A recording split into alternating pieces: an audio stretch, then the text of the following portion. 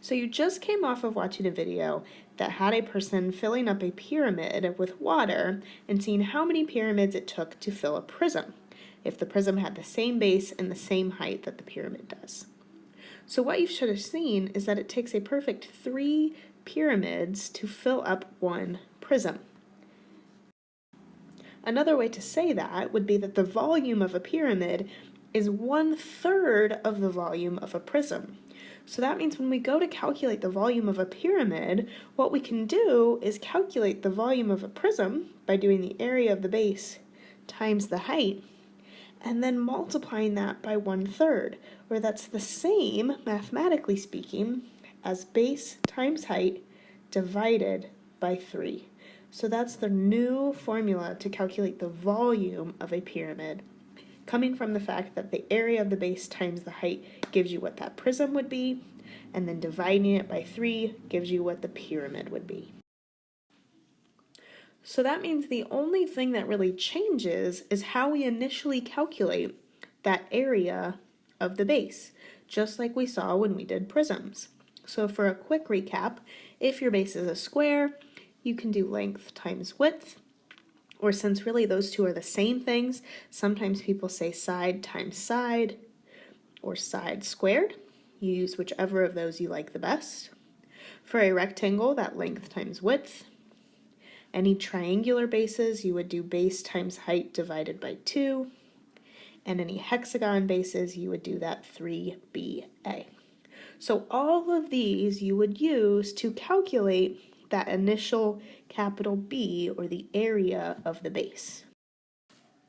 So you'll be filling out the last page in your volume foldables as you watch this, and the very first thing that you should write on the top of page 3 is this formula here that I've written in green, which states volume equals the area of the base times the height divided by 3 for volume of pyramids. So if we're looking at this first example, that is a square pyramid, so I'd first start by calculating the area of my base, which here is a square. So I would do 16 times 16. So the area of my base here in this example is 256. I would then take that area of my base and multiply it by the height, which here is 24. Now if you notice, we're not using the slant height anymore. That only helps us with surface area, and now we actually need the straight up and down height of that pyramid. So 24. And then when I go to calculate my volume, I'm going to take that area of my base, 256, multiply it by the height of 24, and my very last step would be to take that answer and divide it by 3. So the answer for this first one is 2048. Since we don't have units, technically that would be units cubed for volume. In this next example, we have a triangular pyramid.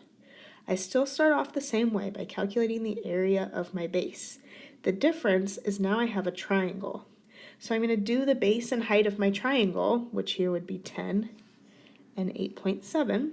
So 10 times 8.7, since it's a triangle, I have to divide that by 2.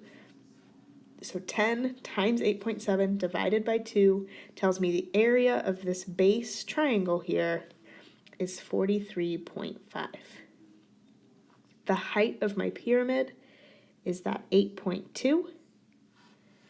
So then calculating my volume, I would take the area of my base triangle, this 43.5, times the height of my pyramid, 8.2, and divide by 3 to give me a final answer of 118.9 feet cubed, or cubic feet.